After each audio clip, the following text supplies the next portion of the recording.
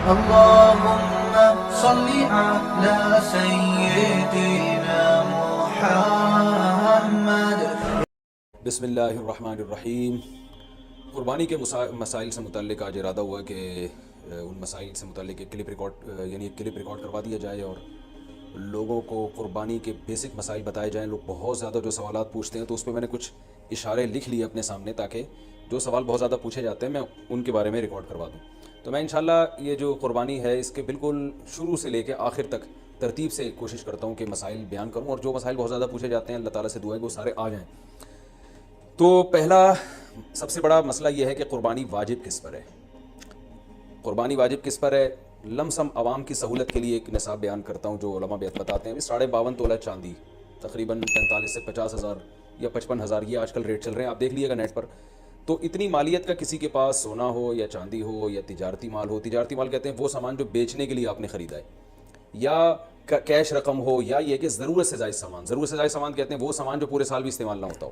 تو ایسی کوئی چیز اگر آپ کے پاس اتنی مالیت کی پڑی ہوئی ہے، یا ایک نہیں 2-4 چیزیں مل کے اتنی مالیت کو پہنچ جاتی ہیں، یعنی خلاصہ یہ نکلا کہ آپ کے جو استعمال میں آنے والی چیزوں کے علاوہ آپ کے پاس اتنی مالیت کی مال موجود ہے، اور ضروری خرچے اس میں سے نکال دیں، قرضے نکال دیں، وہ سب نکال کے بھی اتنے پیسے آپ کے پاس بچتے ہیں 50، 55، 60,000 تک، تو پھر آپ پر قربانی واجب ہے۔ یہ بہت مختصر بتا رہا ہوں کیونکہ اگر میں اس کی نصاب کی ڈیٹیل میں گیا تو پورا کلپ اسی میں نکل جائے گا۔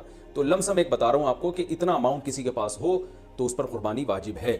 پھر بھی سمجھ میں نہ آئے تو اس بارے میں میرے دوسرے کلپ یوٹیوب پہ آپ کو مل جائیں گے، یا دوسرے علماء سے آپ تفصیل پوچھ لیں، وہ انشاءاللہ آپ کو ڈیٹیل بتا دیں گے، کیونکہ نصاب میں اگر میں زیادہ ڈیٹیل میں گیا تو بہت ہی لمبی بات ہو جائے گی پھر۔ تو اس پر قربانی واجب ہے۔ بڑا مسئلہ یہاں پر ایک یہ اٹھایا جاتا ہے کہ کیا گھر کا سربراہ اگر قربانی کر لے تو سب کی طرف سے کافی ہو جائے گی، یا جو بھی صاحب نصاب ہے جس میں بھی استطاعت ہے اس پر الگ سے قربانی واجب ہے؟ اس میں فقہا کا اختلاف ہے۔ بعض علماء کی رائے یہ ہے کہ ایک آدمی اگر گھر کی طرف سے قربانی کر لے تو سارے اہل خانہ کی طرف سے کافی ہو جاتی ہے، اور اس کے بارے میں بعض تابعین سے آثار منقول ہیں، مصنف ابن ابی شیبہ کی روایات ہیں۔ لیکن ہماری رائے یہ ہے، اور بر صغیر کے علماء کی رائے یہ ہے، اور امام ابو حنیفہ رحمہ اللہ تعالیٰ کی بھی رائے یہی ہے کہ ہر شخص پر الگ سے قربانی واجب ہے اگر وہ صاحب نصاب ہے۔ اور اس کی 2 دلیلیں بہت مضبوط ہیں۔ سب سے مضبوط دلیل رسول اللہ صلی اللہ علیہ وسلم کی حدیث ہے، من وجد سعة لأن يضحي فلم يضحي فلا يقربن مصلانا۔ آپ صلی اللہ علیہ وسلم نے فرمایا جس کے پاس قربانی کی طاقت تھی اور اس نے قربانی نہیں کی تو وہ ہماری عیدگاہ کے قریب بھی نہ پھٹکے۔ تو اس سے پتہ چلتا ہے کہ جس کے پاس بھی اس طاقت ہے، تو اس میں یہ نہیں ہے کہ گھر کا سربراہ سب کی طرف سے کرے گا، تو یہ جو ہے ایسا نہیں ہے، بلکہ صاف الفاظ ہیں حدیث کے کہ جس کے پاس بھی استطاعت ہے تو وہ اس پر قربانی اس کو کرنی پڑے گی۔ اور دوسری دلیل یہ ہے کہ عبادات میں کہیں بھی ایسا نہیں ہوتا کہ ایک کی عبادت دوسرے کی طرف سے کافی ہو جائے۔ تو اس پر قیاس کا تقاضا بھی یہی ہے کہ جب اسلام میں کوئی بھی ایک عبادت دوسرے کی طرف سے کافی نہیں ہوتی تو یہ کیسے ممکن ہے کہ قربانی جو مستقل ایک سنت ابراہیمی ہے وہ ایک کرے اور دوسری کی طرف سے بھی وہ خود بخود ادا ہو جائے؟ تو یہ اس کا بھی تقاضا ہے۔ بعض حضرات یہ دلیل دیتے ہیں کہ حضرت ابو بکر اور عمر رضی اللہ عنہما قربانی نہیں کرتے تھے۔ یہ دوسرے مسئلے کی دلیل ہے۔ تو پہلا تو یہ ہو گیا کہ قربانی ہر صاحب استطاعت پر لازم ہے۔ بیگم کے پاس اگر زیور ہے اور اتنی مالیت کا ہے تو اس پر بھی قربانی واجب ہے۔ پھر وہ الگ بات ہے کہ اس کی طرف سے میاں اس کی پرمیشن سے کر دے، یعنی واجب تو اس پر ہوگی لیکن ضروری نہیں ہے کہ وہ خود کرے، اس کی طرف سے اس کا میاں بھی کر سکتا ہے اس کی پرمیشن سے، اجازت سے، اور میاں اپنی طرف سے بھی ایک کر دے اور بیگم کی طرف سے بھی ایک کر دے۔ یعنی گھر کے ایک فرد کرے گا اور سب کی طرف سے کافی ہو جائے یہ نہیں ہے، بلکہ ہر فرد کو الگ کرنی پڑے گی۔ وہ الگ بات ہے کہ اپنے پیسے سے کرنا ضروری نہیں ہے، وہ فرد خود کرے یا کسی سے کروا دے۔ پھر جب کسی سے قربانی کروائے گا تو اس کو پیسے دے، یا جو قربانی اس کی طرف سے کر رہا ہے وہ خود اپنے پیسے استعمال کر لے تو بھی ٹھیک ہے۔ یعنی یہ بھی ٹھیک ہے کہ آپ کے جو ابا ہیں، آپ کے جو والد صاحب ہیں وہ قربانی کر رہے ہیں اور سب بالغ بچوں کی طرف سے کر رہے ہیں، پیسے کسی سے نہیں لے رہے تو بھی ٹھیک ہے، کوئی حرج نہیں ہے۔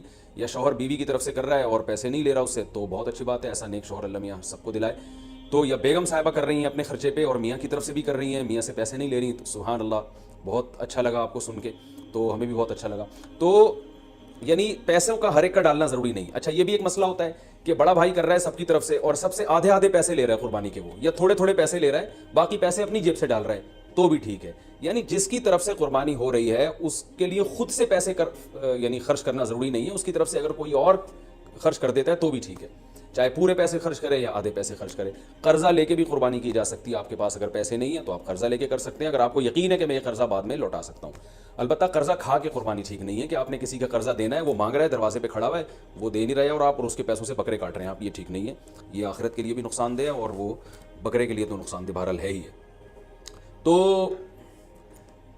ایک مسئلہ تو یہ ہو گیا. دوسرا مسئلہ یہ ہے کہ قربانی کیا واجب ہے یا سنت ہے. تو اس بارے میں بھی دونوں رائے ملتی ہیں علماء کی. جو علماء کہتے ہیں سنت ہے وہ بھی عام سنت نہیں مانتے بلکہ سنت مؤکدہ. سنت مؤکدہ کا مطلب جو نہیں کرے گا قابل ملامت ہوگا. اور امام ابو حنیفہ رحمہ اللہ تعالیٰ کی رائے کے مطابق یہ واجب ہے. اور اس کی دلیل وہی ہے کہ پہلی بات تو یہ کہ عبادت ہے اور عبادت میں احتیاط کے پہلو کو ترجیح دی جاتی ہے, کیونکہ احتیاط اسی میں ہے کہ اس کو اگر واجب قرار نہیں دیتے تو بہت سے لوگ قربانی کا فریضہ چھوڑ سکتے ہیں اور اس بات کا خطرہ موجود ہے کہ قیامت میں ان کو گناہ نہ ملے. تو اس لیے احتیاط کے پہلو کو ترجیح جائے گی. اور مضبوط دلیل امام حنیفہ کی قرآن نبی صلی اللہ علیہ وسلم کی وہی حدیث ہے, من وجد سعة لأن يضحي فلم يضحي فلا يقربن مصلانا. آپ صلی اللہ علیہ وسلم نے فرمایا جس کے پاس قربانی کی گنجائش تھی اور اس نے قربانی نہیں کی وہ ہماری عیدگاہ کے قریب بھی مت پھٹکے. آپ صلی اللہ علیہ وسلم 10 سال مدینہ منورہ رہے, ہمیشہ آپ صلی اللہ علیہ وسلم نے قربانی کی.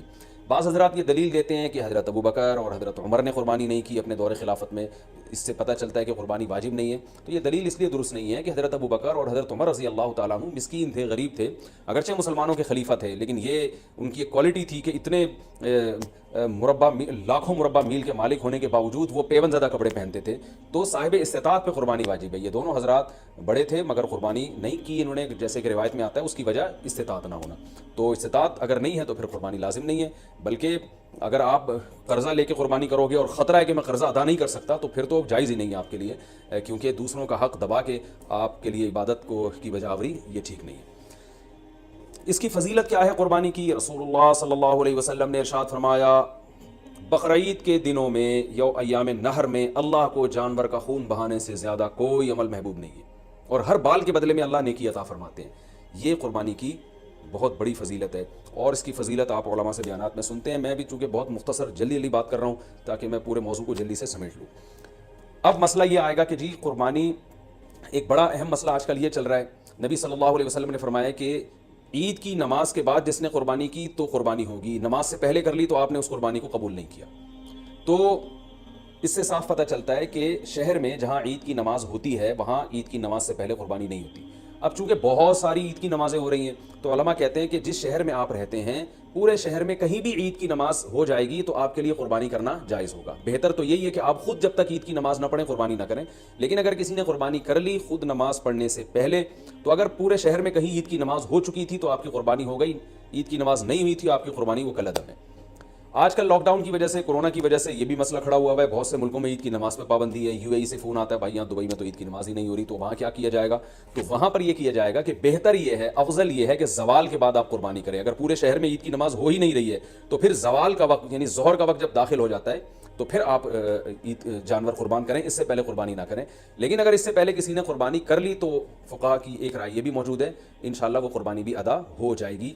یعنی صبح صادق کے بعد بھی اگر کسی نے قربانی کر لی تو قربانی ہو جائے گی. لیکن بہتر یہ احتیاط اسی میں ہے کہ ایسے جگہوں پہ جہاں عید کی نماز نہیں ہو رہی ہے, بعض کنٹریز ایسے ہیں جہاں عید کی نماز نہیں ہوتی, تو وہاں پر پھر آپ زوال کے بعد جانور کو قربان کریں آپ. یہ مسئلہ ہو گیا.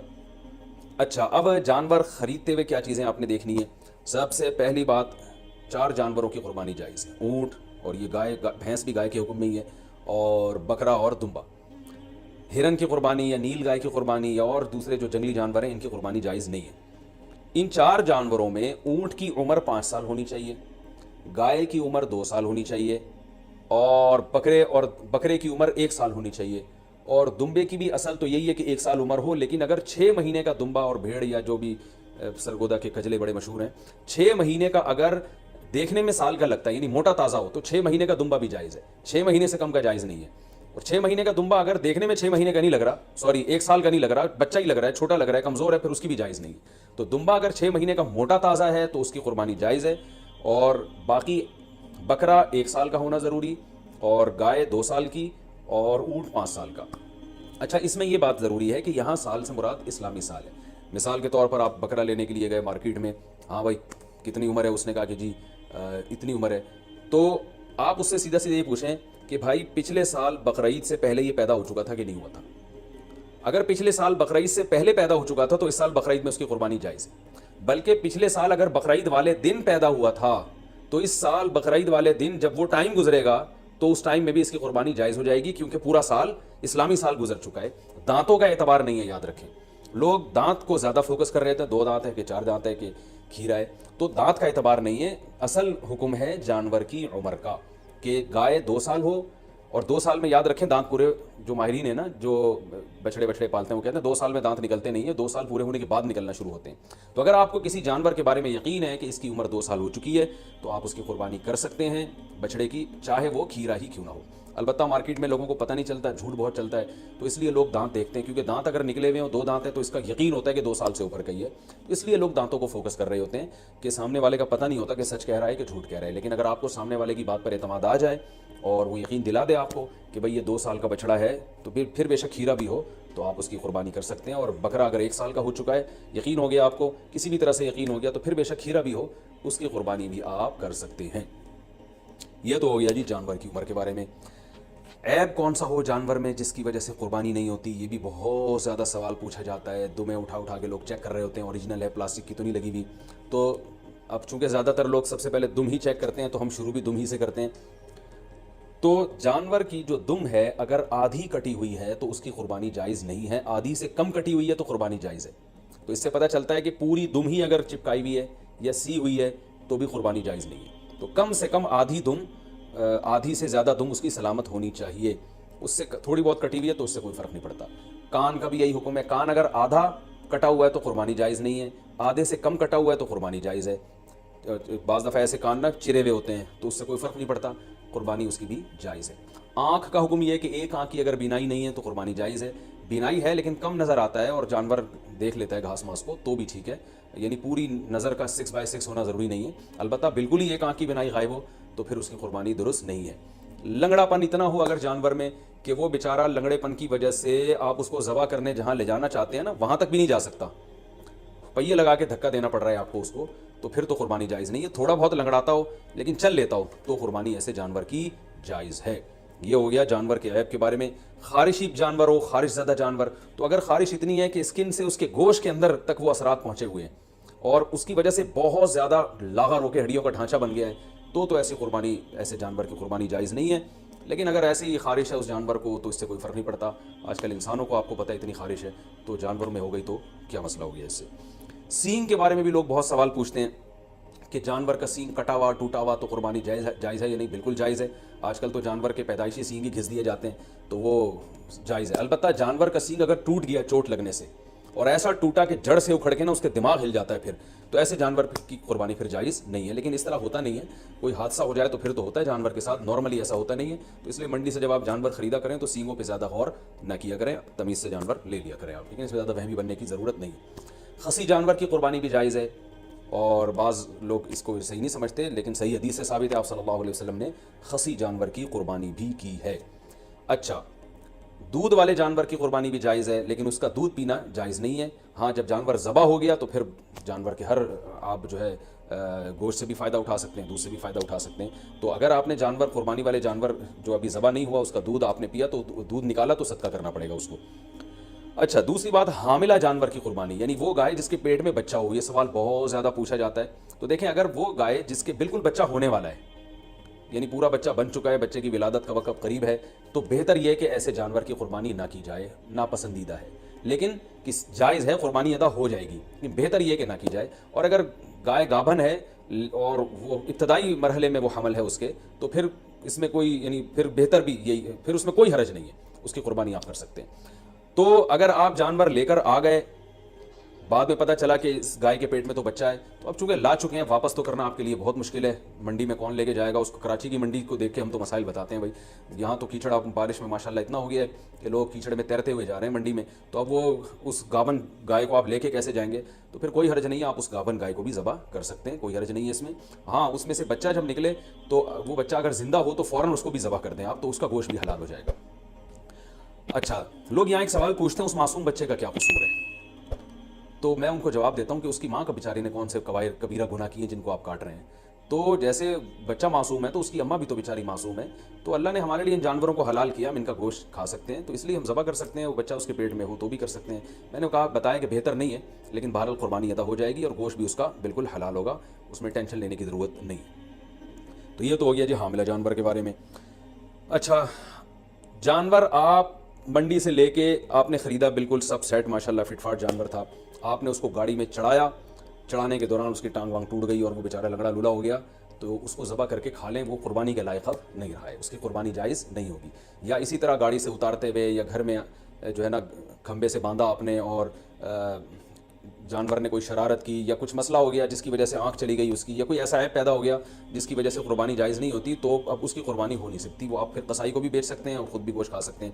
البتہ جانور کو جب ذبح کرنے کے لیے گرایا جاتا ہے، اس دوران اگر جانور کے کوئی ہاتھ پاؤں ٹوٹ گئے یا کوئی اندھا ہو گیا بیچارہ یا کچھ مسئلہ ہو گیا تو بے فکر رہیں، پھر کوئی حرج نہیں ہے، کیونکہ گراتے یہ تو اللہ کا حکم ہے جانور کو گرا کے ذبح کرو، تو گرانے میں بعض دفعہ ایسا مسئلہ ہو جاتا ہے جس کی وجہ سے جانور میں کوئی عیب پیدا ہو جاتا ہے، تو ذبح کے دوران اگر کوئی عیب پیدا ہو گیا ہے تو بے فکر رہیں، اس سے کوئی فرق نہیں پڑتا، قربانی اس جانور کی حلال ہوگی۔ یہ تھا جانور کو گاڑی میں چڑھانا اور اتارنے سے متعلق۔ اچھا، ایک اہم مسئلہ یہ ہے، اب ہم آتے ہیں، میرا خیال ہے عیب والے مسائل تو کافی حد تک حل ہو چکے ہیں، اب ہم آتے ہیں جانور کو لٹانے، بلکہ اس سے پہلے کہ آپ جب جانور لے کر آئے تو بہت سے لوگوں کی نیت بدل جاتی ہے۔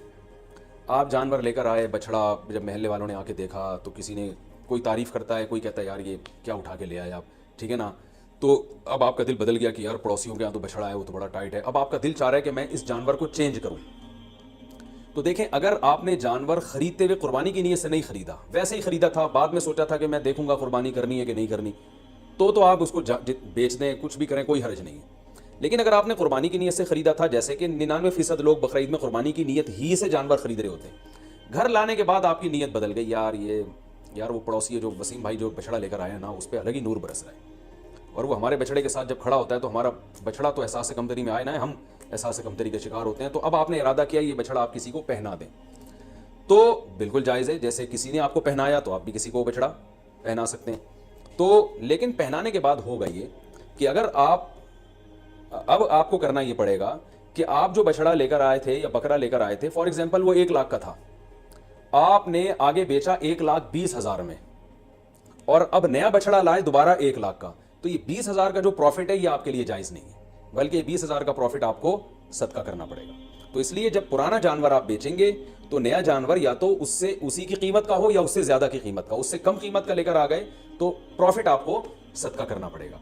تو یہ ایک اہم بات ہے، بیچنا بالکل جائز ہے، اس میں کوئی حرج نہیں ہے، میں نے کہا جیسے کسی نے پہنایا تو آپ بھی پہنا سکتے ہیں، تو اس میں کوئی حرج نہیں، لیکن پروفٹ پھر آپ کے لیے حلال نہیں ہے، کیونکہ یہ قربانی کی نیت سے جب آپ نے جانور خریدا ہے، جب آپ نے قربانی کرنے کی نیت سے خرید لیا تو اب اس میں پروفٹ کمانا آپ کے لیے جائز نہیں رہا۔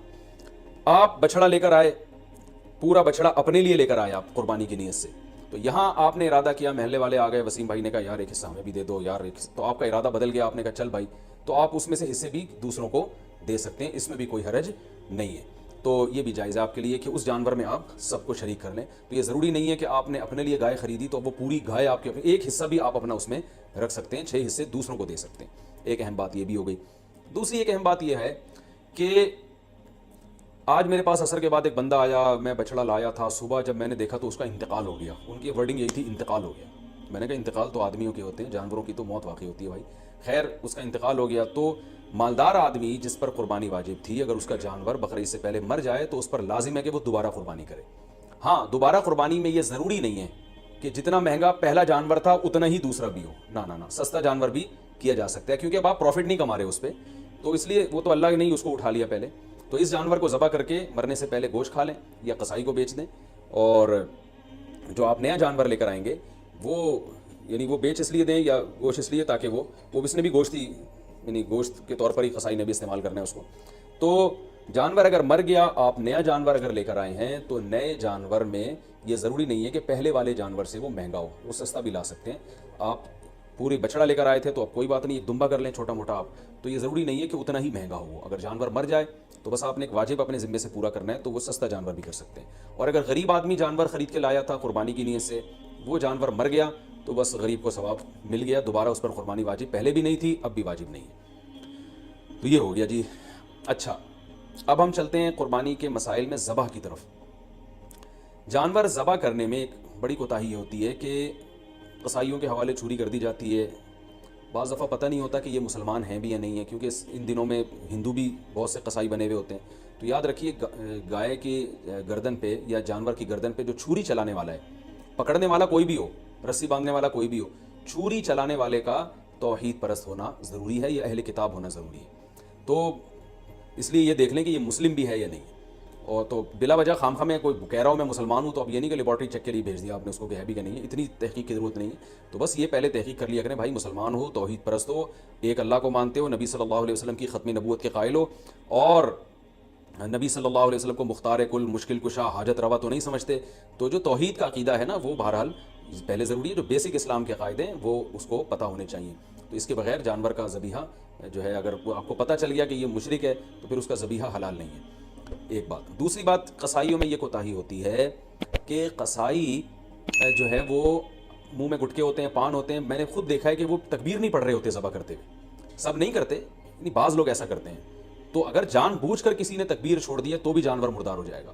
اس لیے قرآن مجید میں صاف اللہ کا حکم ہے وَلَا تَأْكُلُوا مِمَّا لَمْ يُذْكَرِ اسْمُ اللَّهِ عَلَيْهِ، وہ جانور جس پر اللہ کا نام نہ لیا جائے اس کو مت کھاؤ. تو اس لیے اس بات کا اہتمام کرنا چاہیے. جو لوگ جانور کے قریب کھڑے ہوئے ہیں ان کو سب کو چاہیے زور سے تکبیر پڑھنا شروع کر دیں تاکہ چھری پھیرنے والے کو یاد آ جائے اور وہ غفلت نہ کرے اس بارے میں. ہاں اگر بھولے سے رہ گیا، اس بیچارے کو یاد ہی نہیں رہا تو وہ جانور حلال ہے، اس میں کوئی حرج نہیں ہے. جان کر تکبیرات چھوڑ دینا یہ بالکل اس سے جانور مردار ہو جاتا ہے. بعض اب ایسے ہوتا ہے کہ ایک آدمی سے چھری چل نہیں رہی ہوتی تو دوسرا بھی ہاتھ لگا دیتا ہے، یار ہم دونوں مل کے چھری چلا دیتے ہیں. تو دو آدمیوں نے اگر چھری چلائی ہے تو پھر دونوں پر تکبیر پڑھنا واجب ہے. دونوں میں سے ایک بھی اگر تکبیر چھوڑ دے گا تو جانور حلال نہیں ہوگا. اس کا خیال کیا کریں. اور ویسے بھی جانور کو خود ذبح کیا کریں. علماء کہتے ہیں کہ جانور ذبح کرنے والا جو جس کی قربانی ہے نا وہ خود ذبح کرے گا تو اس میں زیادہ ثواب ہے. ایک کوتاہی جو بہت عرصے سے میں بتاتا چلا آ رہا ہوں، قصائی جانور ذبح کرنے کے بعد 4 رگیں کٹنے کے بعد حرام مغز میں چاقو مارتے ہیں. یہ بالکل غلط ہے. صرف 4 رگیں کاٹ کے جانور کو چھوڑ دینا ہے تاکہ بلیڈنگ زیادہ ہو، اس کا خون نکل جائے باڈی سے. قصائیوں کے پاس ٹائم کم ہوتا ہے، وہ جلد بازی میں ہوتے ہیں، لہذا وہ کہتے ہیں کون اتنی دیر جانور کے ٹھنڈا ہونے کا انتظار کرے. بالکل ایسے ہی جیسے خواتین کو جب ڈیلیوری ہوتی ہے نا، بچہ پیدا ہوتا ہے تو بعض گائنی کی ڈاکٹر کہتی ہیں کون اتنی دیر انتظار کرے گا، لاؤ چاپڑ، چاقو، کینچی لاؤ، پیٹ چاک کرو اور آپریشن کر کے بچہ باہر نکالو، ہم نے دوسرا کیس بھی نمٹانا ہے. تو ہر آدمی جلدی میں گھوڑے پہ بیٹھا ہوا ہے. تو قصائی تو آپ کو پتہ ہے اس وقت جیٹ طیاروں پہ بیٹھے ہوئے ہوتے ہیں بقرعید والے دن، تو ان کے پاس اتنا ٹائم نہیں ہوتا جانور کی 4 رگیں کاٹیں پھر چھوڑ دیں، بلیڈنگ ہوگی، خون نکلے گا. وہ کہتے ہیں یار بس جلدی سے نا اس کے حرام مغز میں چاقو مارتے ہیں گردن میں، اور جانور کو تکلیف بھی ہوتی ہے اس سے اور جلدی مردار ہو جاتا ہے. اس کا نقصان یہ ہوتا ہے کہ جتنی بلیڈنگ ہونی چاہیے، خون نکلنا چاہیے، نکلتا نہیں ہے. تو اس سے 3 نقصان. پہلا نقصان مکروہ عمل ہے، یہ شریعت میں یہ طریقہ ہمیں ذبح کرنے کا نہیں بتایا. دوسرا نقصان جو گوشت میں خون باقی رہ جاتا ہے، جو ذبح کرنے کا مقصد ہے وہ پورا حاصل نہیں ہوتا. تیسرا نقصان گوشت کی لذت بھی کم ہو جاتی ہے. اور چوتھا ایک اور نقصان، گوشت میں جو بیماریاں ہیں آپ کو پتہ ہے بلڈ کی وجہ سے ہوتی ہیں. تو بلڈ اگر گوشت میں رہ جائے تو اس میں بیماریاں بھی رہ جاتی ہیں. اگر خون اچھی طرح نکل جائے تو گوشت بیماریوں سے بھی صاف ہو جاتا ہے. تو یہ 4 فائدے ہیں جن کی وجہ سے آپ قصائی کو مجبور کیا کریں کہ بھائی ذرا تھوڑی دیر جو ہے نا صبر کرو. اور اگر پھر بھی صبر نہیں کرتا تو جس کھونٹے سے آپ نے گائے کو باندھا تھا، جیسے ہی جانور ذبح ہو فوراً جو جتنے آدمی جانور پہ تھے وہ سارے جانور کو چھوڑ کے قصائی پہ آ جائیں اور اس کھونٹے سے اس کو باندھ دیں تاکہ جانور آرام سے خود سے ٹھنڈا ہو جائے. یہ بھی کرتے ہیں کہ جانور ٹھنڈا ہوا نہیں ہوتا کھال اتارنا شروع کر دیتے ہیں اس کی، تو یہ بھی غلط ہے. لیکن اگر ایسے جو وہ قصائی جو پکڑائی میں نہیں آ رہا، اگر آپ نے اس کو کھونٹوں سے باندھ دیا تو انشاءاللہ یہ تمام ٹینشنیں آپ کی حل ہو جائیں گی. قصائی حضرات ناراض ہوتے ہیں میری ان باتوں سے. بھائی میں آپ کے بارے میں بات ہی نہیں کر رہا، میں ان قصائیوں کے بارے میں بات کر رہا ہوں جو شرافت سے کنٹرول میں آ نہیں رہے. تو آپ تو ماشاءاللہ اچھے لوگ ہیں جو میرا بیان سن رہے ہیں. آپ تو جانور کی 4 رگیں کاٹیں گے، اس کے بعد آپ آرام سے بیٹھ جائیں گے یا دوسرے جانور کو گرانے کی فکر میں لگ جائیں گے، اور یہ جب اس کی بلیڈنگ ہو جائے گی اچھی طرح سے تو ٹھنڈا ہو جائے گا تو پھر آپ اس کا گوشت کاٹیں گے اور کھال اتاریں گے آپ اس کی. تو آپ کے بارے میں بات کر نہیں رہا، میں ان قصائیوں کے بارے میں بات کر رہا ہوں جو جلد باز ہیں. اچھا بھائی، اب مسئلہ یہ ہے کہ گوشت کی تقسیم میں تول کے گوشت تقسیم کرنا ضروری ہے. خوب اچھی طرح سمجھ لیں، گوشت سودی اموال میں سے ہے، لہذا گوشت کے جب 7 حصے ہوں گے تو تول کے ہوں گے. یہ خوب سمجھ لیں.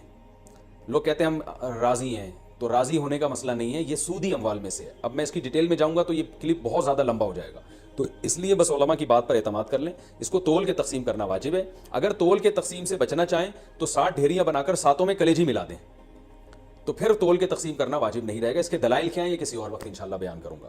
تو اور پھر بھی احتیاط اسی میں ہے کہ تولیں بھی اور کلیجی بھی ملا دیں 7 ڈھیریوں میں، تاکہ اگر تول میں گڑبڑ ہو گئی ہو تو کلیجی اس کے جو ادھر اگر تھوڑا سا گوشت زیادہ چلا گیا تو اس کے مقابلے میں ادھر کلیجی آ جائے تو سود سے بچت ہو جائے گی. وہ لوگ کہتے ہیں پتہ نہیں کس قسم کی باتیں کر رہے ہیں، وہ انشاءاللہ بعد میں ڈیٹیل میں اس مسئلے کو سمجھا دوں گا، بلکہ پہلے سمجھا بھی چکا ہوں کئی دفعہ کہ سودی اموال میں عقل نہیں چلتی ہے. جب شریعت نے برابری کا حکم دیا تو بس برابری ہے. تو گوشت بھی سودی اموال میں سے ایک مال ہے. جیسے 10 روپے دے کے کوئی 11 روپے نہیں لے سکتا نا، تو اسی طرح گوشت میں بھی ایسا ہی ہے. تو یہ اس کا خیال کرنا چاہیے. اچھا، قربانی کے حصے داروں میں اگر کوئی شخص حرام آمدن والا شریک ہو گیا تو سب کی قربانی برباد ہو جائے گی. اس لیے اس کا بھی اہتمام کرنا چاہیے. اجتماعی قربانی میں اعلان لکھ کے لگانا چاہیے کہ بھائی حرام آمدن والے شرکت نہ کریں, یا پہلے سے سیٹ اپ بنانا چاہیے کہ ایک الگ سے ایسی گائے ہو جو صرف حرام آمدن والوں کا اس میں حصہ ہو, تاکہ اس میں قربانی ہوئی نہیں, وہ گوشت ذبح کر کے ویسے ہی غریبوں میں بانٹ دیا جائے. بعض مدارس میں اس کا اہتمام کیا جاتا ہے کہ وہ پہلے سے جو ہے نا کچھ حصے ایسے انہوں نے رکھے ہوئے ہوتے ہیں. تو لیکن اگر آپ گھر کی گائے لائے ہیں یا ویسے کسی گائے میں حصہ لے رہے ہیں اور اس میں کوئی حرام آمدن والا آ گیا, لیکن اگر آپ کو پہلے سے پتہ نہیں ہے تو پھر شریعت نے ہمیں بلا وجہ کے تجسس کا حکم نہیں دیا. یہ ایک آدمی زبان سے کہہ رہا ہے میں حلال کماتا ہوں, بس اس کی زبان پر اعتماد کرنا ہمارے لیے کافی ہے. اب آپ نے کہیں اجتماعی قربانی میں حصہ لیا, اب یہ نہیں کہ آپ اپنی گائے کے بارے میں تحقیقات کرتے پھرنے اس میں حرام تو ہے کہ نہیں ہے. وہ گناہ پھر انہی لوگوں پر ہوگا جنہوں نے اجتماعی قربانی کا انتظام کیا ہے. اگر انہوں نے خود سے جان کر کسی حرام والے کو شامل کر دیا تو وہ گناہ گار ہوں گے. تو آپ کو اگر جب تک پتہ نہیں ہے تو شریعت میں یہی حکم ہے, اب ہمو ما ابہم اللہ, جس چیز کو اللہ نے واضح نہیں کیا ہے تو ہم اچھا گمان ہی رکھیں گے اس میں. اچھا, یہ قربانی کا گوشت غیر مسلموں کو دینا بالکل جائز ہے, اس میں کوئی حرج نہیں ہے, غیر مسلم کو بھی دے سکتے ہیں. گوشت جب آپ کے ہاں آئے تو آپ بہتر یہ ہے کہ اس کے 3 حصے کر دیں, ایک غریبوں کے لیے, ایک رشتہ داروں کے لیے اور ایک اپنے لیے. رشتہ داروں کا مطلب یہ ہوتا ہے کہ جو دعوتیں آپ کرتے ہیں وہ بھی رشتہ داروں ہی میں آتی ہے. تو اس لیے آج کل یہ بھی ٹھیک ہے کہ 1/3 صدقہ کر دیں, 2/3 گھر میں رکھ لیں جس میں آپ دعوتیں بھی ہو رہی ہیں, اس میں خود بھی کھا رہے ہیں. اور علماء نے بیان کیا بھائی جس کی اولاد زیادہ ہے, اہل و عیال زیادہ ہیں, اور تو وہ اگر پورا گوشت بھی گھر میں رکھ لے تو بھی ٹھیک ہے, اس لیے کہ اپنے اولاد کا, اپنے بچوں کا حق پہلے, کیونکہ وہ اگر دمبا بیچارے نے ذبح کیا اور وہ 1/3 صدقہ کر دے گا تو 8-10 بچے تو پھر وہ میرا خیال ہے وہ غریب آدمی کے بچے تو پھر تو پورے سال بیچاروں کو گوشت نہیں ملتا. تو ایسے غریب آدمی کے لیے حکم یہ ہے کہ وہ پھر پورا گوشت بھی رکھ لے, یہ زیادہ بہتر ہے اس کے لیے. اور 1/3 گوشت صدقہ کرنا یہ بھی مستحب عمل ہے, کوئی فرض واجب نہیں ہے, لیکن بہرحال اس پہ عمل کرنا چاہیے, کیونکہ قرآن مجید میں اللہ تعالیٰ کا ارشاد ہے کہ اطعم القانع والمعتر, کہ خود بھی کھاؤ اور کلو منہا, خود بھی اس میں سے کھاؤ اور محتاجوں کو بھی اس میں سے کھلاؤ. خود بھی کھانا چاہیے, محتاجوں کو بھی کھلانا چاہیے. ایصال ثواب کے لیے قربانی, ابا اماں کی طرف سے قربانی جو مرحوم ہے, دادا نانی کی طرف سے قربانی, یہ بالکل جائز ہے, اس میں کوئی حرج نہیں ہے. بعض صحابہ سے بھی ثابت ہے اور رسول اللہ صلی اللہ علیہ وسلم سے بھی ثابت ہے کہ آپ نے 2 مینڈے ذبح کیے, ایک اپنے لیے اور ایک اپنی امت کے لیے. تو پتہ چلا کہ یہ قربانی اپنے لیے بھی ہو سکتی ہے اور اپنے علاوہ کسی اور کے لیے بھی ہو سکتی ہے. وہ کسی اور کوئی بھی ہو سکتا ہے, نبی صلی اللہ علیہ وسلم بھی ہو سکتے ہیں, آپ کے والدین بھی ہو سکتے ہیں, تو کوئی بھی ہو سکتا ہے.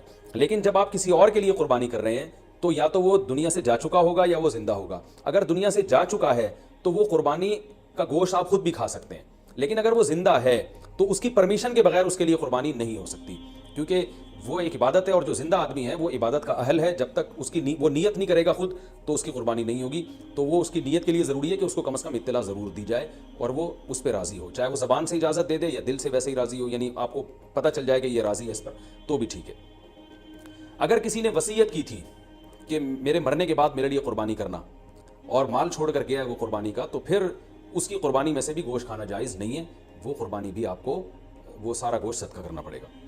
اچھا بھائی, ایک مسئلہ یہ بھی ہے کہ قربانی کسی نے نہیں کی اور بعد میں خیال آیا کاش میں قربانی کر لیتا, تو یاد رکھیں بقرعید کے 3 دن جب گزر جائیں گے تو اس کے بعد قربانی اب جائز, یعنی اب قربانی جائز نہیں ہوگی, کیونکہ وہ 3 دن گزر گئے, قربانی کا ٹائم ختم ہو گیا. اب آپ نے اگر جانور ذبح کیا تو اس کا سارا گوشت آپ صدقہ کر دیں, اور بہتر یہی ہے کہ جانور کی قیمت صدقہ کریں آپ, کیونکہ اب قربانی کا ٹائم چلا گیا.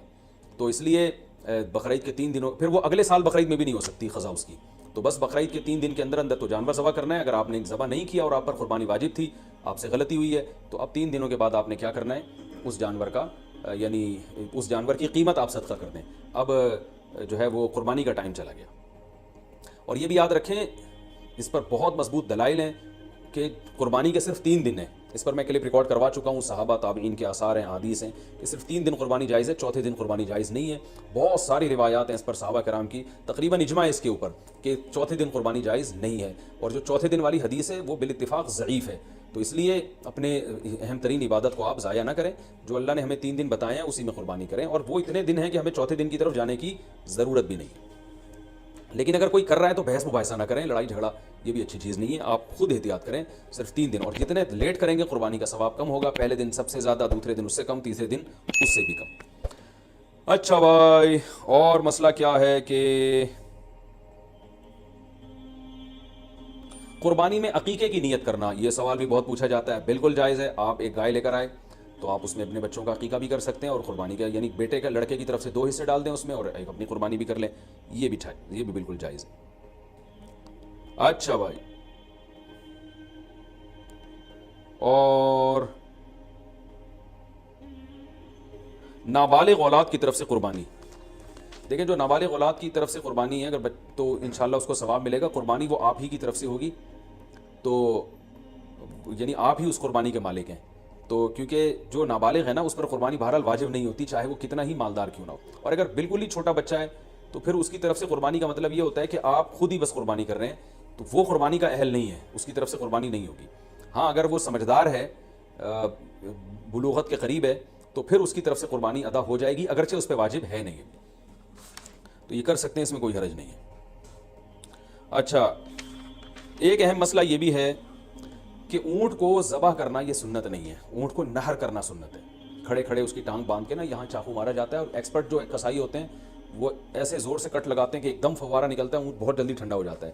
اور جو اناڑی ہوتے ہیں وہ بہت تکلیف دیتے ہیں جانور کو, وہ گھماتے رہتے ہیں اس میں, اور ان کو صحیح نس ملتی نہیں ہے, رگ ملتی نہیں ہے, اونٹ کا خون کم بہتا ہے, وہ بہت دیر سے اس کی جان نکلتی ہے. تو یہ بہت جو ہے وہ اچھا کام نہیں ہے جانور کو تکلیف دینا. آپ صلی اللہ علیہ وسلم نے حکم دیا ہے کہ جب تم میں سے کوئی شخص جانور کو ذبح کرنے کا ارادہ کرے تو اسے چاہیے کہ جانور کو راحت پہنچائے, اس کی راحت کا خیال رکھے, وہ اس کی کو اذیت نہ دے, تکلیف نہ دے. اور آپ نے یہ بھی فرمایا کہ اپنی چھری کو پہلے تیز کر لو تاکہ جانور کو تکلیف نہ ہو. بعض لوگ یہ کر رہے ہوتے ہیں, جانور کو لٹا کے چھری تیز کر رہے ہوتے ہیں, وہ بھائی پہلے ہی کر لیتے یہ کام, اس کو آپ نے جو لٹا کے اتنی تکلیف دی ہوئی ہے یہ ٹھیک نہیں, یہ ٹھیک عمل نہیں ہے. تو جانور کو راحت دینے کا ہمیں حکم ہے, تکلیف سے اس کو بچانا ہے ہم نے. تو یہ کچھ مسائل تھے, اور بھی کوشش کر رہا ہوں کہ کوئی مسائل دماغ میں آ جائیں جو لوگ زیادہ سے زیادہ. ہاں ایک اہم مسئلہ یہ, بعض جانور بڑے شرارتی ہوتے ہیں, کنٹرول میں نہیں آ رہے ہوتے, جیسے بعض میاں کنٹرول میں نہیں آتے, بعض بیویاں کنٹرول میں نہیں آتی, بعض بچے کنٹرول میں نہیں آتے, اور بعض دفعہ آپ کا ملازم کنٹرول میں نہیں آ رہا. تو اس طرح بعض دفعہ آپ ایسی گائے لے آتے ہیں کہ وہ گائے, ابھی ہمارے 2-3 سال پہلے محلے میں ایک بچڑا آیا, وہ ایسا خونخوار قسم کا بچڑا کہ وہ کسی کو قریبی نہ آنے دے. تو ایک قصائی آیا, اس نے کہا ابے دیکھو ایسی کی تیسی میں کسی سے نہیں ڈرتا, اور بغیر کچھ کہے نا وہ بچڑے کے قریب چلا گیا. جو وہاں بچڑے کے قریب لوگ تھے نا, ان کا بیان ہے کہ وہ ایسے اچھلتا ہوا قصائی بچڑے کے پاس گیا کہ جیسے ڈرتا ہی نہیں ہے. تو کہہ رہے ہیں ہمیں چند سیکنڈ کے بعد ہمیں یہ لگا کہ صرف بچڑا ہے, قصائی ہے نہیں یہاں پہ کہیں بھی. تو ہم حیران, یہ قصائی کیا کہاں, یعنی بچڑے نے اتنی اسپیڈ کے ساتھ اس کو لات ماری ہے کہ قصائی مارکیٹ سے شارٹ. تو کہہ رہے ہیں ہم دیکھا وہ وہاں پڑا ہوا ہے. تو وہ فنٹر گیری بھی بعض لوگ کر رہے ہوتے ہیں. تو ایسا جانور جو بہت ہی شرارتی ہو, قابو میں نہ آ رہا ہو, تو شرعاً یہ جائز ہے کہ آپ اس کو پہلے اگر کسی گولی وغیرہ سے مار دیں, گرا دیں اس کو بندوق سے, اور پھر ذبح کر لیں تو بھی جائز ہے. یا اور کسی طریقے سے اس کو قابو میں لانے کے لیے یہاں پر اس کے گردن پہ کھڑے کھڑے بھی ذبح کر سکتے ہیں, یعنی اس کو آپ, یعنی 2 دھاری چاقو آپ نے گردن پہ لگایا اور اس کو چاروں رگیں کاٹ ڈالی تو بھی جائز ہے. تو بہتر سنت طریقہ تو یہی کہ لٹا کے گلے پہ چھری چلائی جائے بچڑے کے, لیکن اگر وہ بے قابو بچڑا ہے تو کھڑے کھڑے بھی مجبوراً اس کو ذبح کرنا جائز ہے. ہاں اگر گولی ماری آپ نے اس کے گرانے کے لیے اور گولی سے ہی وہ ٹھنڈا ہو گیا تو پھر حرام ہو جائے گا, چاہے گولی پہ تکبیر بھی کیوں نہ پڑی ہو, کیونکہ گولی کا شکار جائز نہیں ہے, حلال نہیں ہے. تو اس لیے دھاری دار چیزوں کا شکار ہوتا ہے.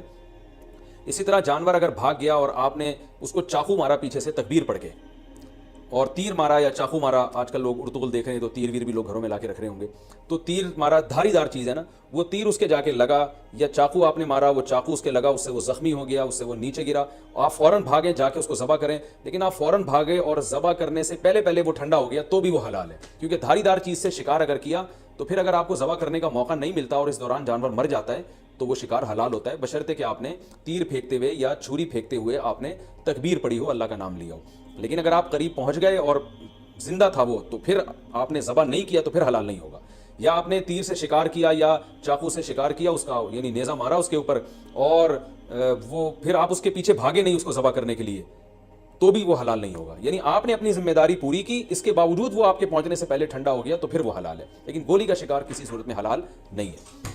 بلا وجہ جانور کو گولی سے مار کے گرانا یا اسے بے ہوش کر کے ذبح کرنا یہ بھی مکروہ ناپسندیدہ عمل ہے, اس لیے کہ جانور کو جب آپ بے ہوش کر دیتے ہیں تو پھر اس کو جب ذبح کرتے ہیں تو خون صحیح طرح سے اس کا نہیں نکلتا, جو ذبح کے مقاصد کے خلاف ہے. اور پھر یہ بھی خطرہ ہوتا ہے کہ جانور پہلے ہی نہ مر چکا ہو. تو یہ کچھ مسائل تھے قربانی کے. اللہ تعالیٰ ہم سب کی قربانیوں کو قبول فرمائے. اور یاد رکھیں بقرعید کے 3 دنوں میں آپ صلی اللہ علیہ وسلم نے فرمایا اللہ تعالیٰ کو جانور کا خون بہانے سے زیادہ کوئی عمل محبوب نہیں ہے, اور آپ نے فرمایا طیبوا بہا انفسکم, خوش دلی کے ساتھ قربانی کیا کرو. اور یہ بہت افسوس کی بات ہے آج ہمارے یہاں جب جانور کو ذبح کیا جا رہا ہوتا ہے لوگ شور مچا رہے ہوتے ہیں, اچھل رہے ہوتے ہیں, سیٹیاں بجا رہے ہوتے ہیں. یہ بالکل بھی ٹھیک نہیں ہے. یہ ایک عبادت ہے. ابراہیم علیہ السلام جو اللہ کے خلیل تھے ان کی سنت ہے, تو عبادت کو عبادت والے انداز ہی میں کیا جائے گا. اس وقت ذکر کرنا چاہیے, اللہ کا نام لینا چاہیے, دل میں دعا مانگنی چاہیے کہ اللہ ہمارے اس عمل کو قبول فرما. سیٹیاں بجانا اور ہوٹنگ کرنا اور ایسے اچھلنا یہ بہت بالکل نامناسب حرکت ہے. وہ کوئی وہ انٹرٹینمنٹ کا کوئی شو نہیں ہو رہا, بلکہ ایک عبادت ہو رہی ہے اللہ کے لیے، ایک اپنے مال کو آپ، ایک نفیس مال کو اور ایک جان کو آپ قربان کر رہے ہو اللہ کی خاطر، تو عبادت ہی ہونی چاہیے، اور اس وقت دعا پڑھنی چاہیے، انی وجہت وجہی للذی فطر السماوات والارض حنیفا وما انا من المشرکین۔ یہ دعا کسی کو یاد نہ ہو تو ویسے ہی زبان سے کہہ دے اللہ یہ میری طرف سے، اور میں نے تیری طرف رخ کیا، اور یہ میری طرف سے صرف تیرے لیے قربانی ہے، اور تیرے خلیل ابراہیم علیہ الصلوۃ والسلام کی سنت کو میں زندہ کر رہا ہوں۔ یہ دل میں نیت کر لے، زبان سے اچھے الفاظ کہہ دے کہ اللہ تو میری طرف سے قبول کر لے اس کو، تو یہ الفاظ کہنے چاہیے، دعا مانگنی چاہیے کہ اللہ اس کو قبول فرما لے۔ تو یہ ہے قربانی کا گوشت اسٹور کتنے دن کر سکتے ہیں، جتنے دن تک چاہیں، فریج جب تک آپ کی اجازت دیتا ہے۔ البتہ میں ایک چٹکلا سناتا ہوں، وہ ایک آدمی نے اپنا بکرا دیکھا جنت میں ٹہلتا ہوا نظر آ رہا ہے، بکرا ذبح کیا تھا نا اس نے، لیکن اس بکرے کا ایک ٹانگ جو ہے نا وہ نہیں تھی، تو اس نے بکرے سے پوچھا بھائی تیری ایک ٹانگ کہاں ہے، تو اس نے کہا وہ ابھی تک تیرے فریج میں رکھی ہوئی ہے، 6 مہینے ہو گئے ہیں، ٹھیک ہے نا، وہ یہاں پہنچی نہیں ہے۔ تو اسٹور بھی کر سکتے ہیں لیکن اتنا اسٹور نہ ہو کہ جو ہے وہ آپ 6-7 مہینے، وہ گوشت کا ذائقہ بھی چینج ہو جاتا ہے۔ کھائیں بھی کھلائیں بھی، اللہ تعالیٰ کو کھلانے والے بھی پسند ہیں، اور قربانی میں تو اللہ تعالیٰ نے ہمیں روزے کو حرام کر دیا بقرعید کے دنوں میں، اسی وجہ سے حرام کر دیا کہ ہم تاکہ قربانی کا گوشت استعمال کر سکیں۔ تو قربانی کا گوشت کھانا بھی سنت ہے۔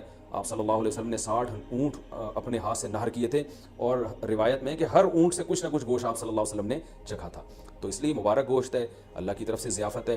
اللہ تو بھائی دال چاول بھی کھلا رہا ہو اپنی طرف نسبت کر کے تو بھی بڑی چیز ہے، وہ اللہ ہمیں گوشت کھلا رہا ہے، تو یہ وہ گوشت نہیں ہے جو پورے سال ہم کھاتے ہیں، یہ وہ گوشت ہے جو صرف 3 دن اللہ اپنی طرف سے ہمیں اپنی طرف نسبت کر کے ضیافت کرتا ہے کہ میری طرف سے یہ تمہاری ضیافت ہے۔